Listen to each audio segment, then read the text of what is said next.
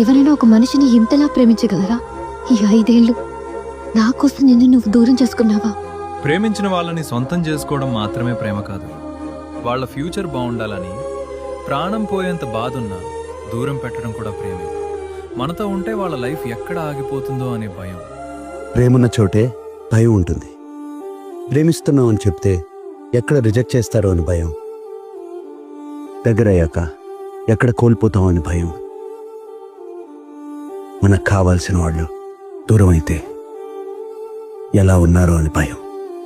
నిజానికి భయం ఉంటే ప్రేమ ఉన్నట్టే. అది ప్రతిరోజు గుండెని చంపేస్తుంది.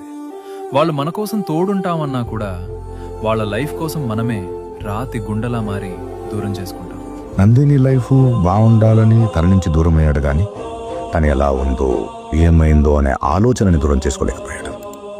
గతాన్ని మర్చిపోవడానికి ప్రయత్నించినప్పుడల్లా అది మళ్ళీ మళ్ళీ గుర్తొచ్చి ఇలా అయిపోతున్నాడు.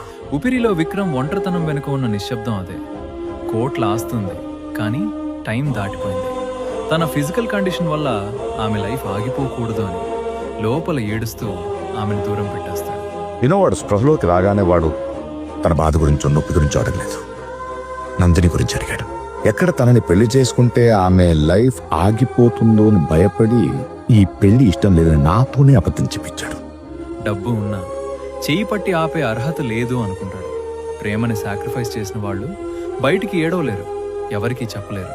కానీ ఒంటరిగా ఉన్నప్పుడు ఆ గుండె మోసే బాధ ఎవరికీ తెలియదు. నువ్వు ప్యారిస్ అన్నప్పుడు చాలా ఎక్సైట్ అయ్యాను. నన్ను నేను వెతుక్కోవచ్చు అనుకున్నాను. కానీ ఇక్కడికి వచ్చాక అర్థమైంది, ఇప్పుడు ఆ విక్రమాదిత్య లేడు. వాడు ఇంకా దొరకడు. ఒక్కటి మాత్రం నిజం సీన్, మనిషి వెళ్ళిన చోటుకల్లా మనసు వెళ్ళదు.